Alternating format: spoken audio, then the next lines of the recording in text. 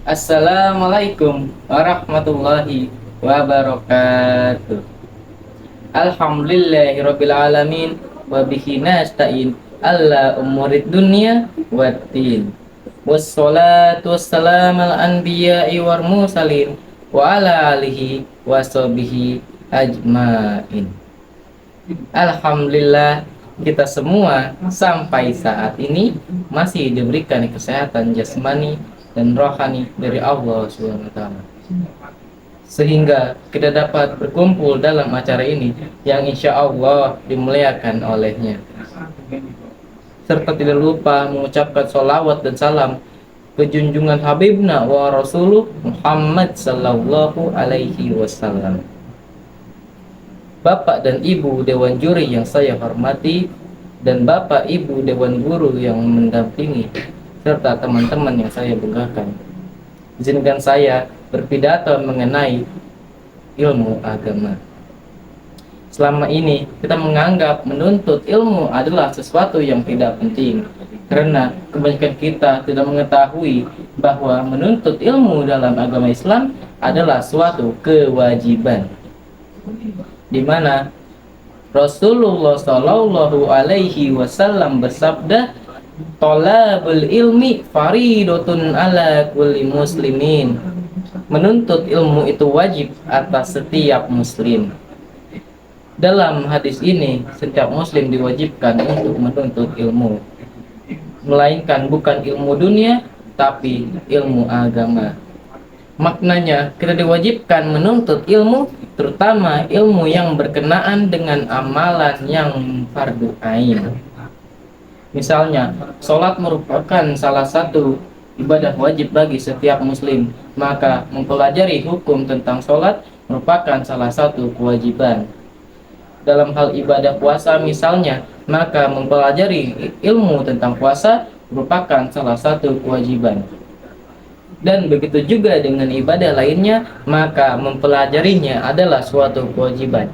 Karena mustahil kita semisalnya tahu rukun puasa dan pembatalnya kalau tidak tahu hukumnya. Sesuatu yang Allah Subhanahu wa taala telah wajibkan, maka akan diikuti dengan keutamaan atau fadilah, seperti dijelaskan dalam salah satu hadis dari Abu Hurairah radhiyallahu anhu.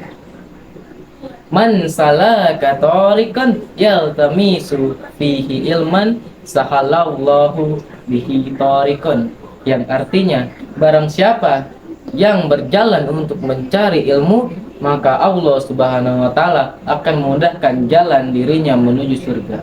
Hadis riwayat Muslim.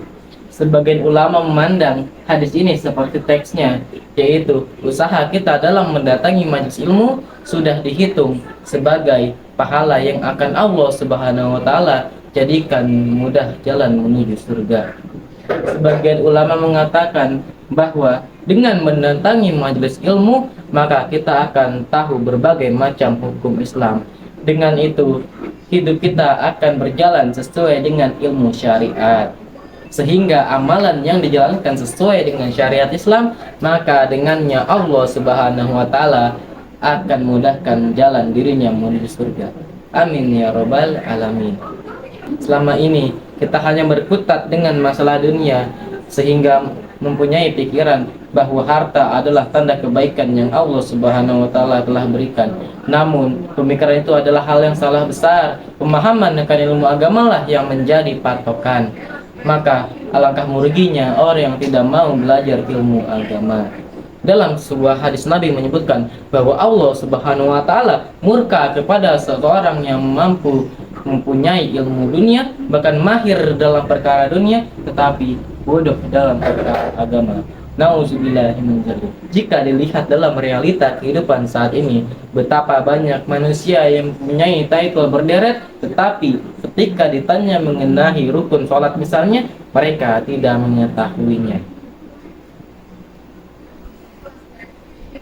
Padahal kalau ingin merenung sejenak, kehidupan dunia adalah kehidupan yang fana dan akan ada akhirnya. Namun kehidupan akhiratlah adalah kehidupan yang abadi dan tidak ada akhirnya. Apakah pantas kita berusaha sekuat tenaga untuk perkara dunia, sedangkan lalai dan santai untuk perkara akhirat? Sungguh, itu perbuatan yang tercela. Melihat hal tersebut, ada beberapa hal yang harus diperhatikan untuk mengembalikan pengetahuan ilmu agama di dalam kaum muslimin saat ini. Yang pertama, dengan mengevaluasi diri dengan jujur. Di antaranya adalah dengan melihat amalan wajib apa yang masih sering ditinggalkan. Lalu tanyakan lagi, apakah amalan wajib tersebut sudah benar dengan yang oleh diajarkan para nabi dan sahabatnya. Yang kedua, dengan bertaubat kepada Allah Subhanahu wa taala atas kelalaian kita selama ini terkait tidak menunaikan kewajiban menuntut ilmu. Yang ketiga, kita mulai mendatangi majelis ilmu dan bertanya tentang berbagai permasalahan agama yang tidak diketahui sebelumnya. Yang keempat, berdoa kepada Allah Subhanahu wa taala agar kita dijadikan orang yang bertakwa dan istiqomah dalam menuntut ilmu. Juga berdoa agar diberikan pemahaman akan ilmu agama.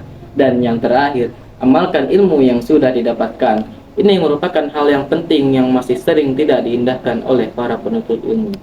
Demikianlah yang bisa saya sampaikan. Mohon maaf jika ada kata yang kurang berkenan. Wabillahi taufik wal hidayah. Wassalamualaikum warahmatullahi wabarakatuh.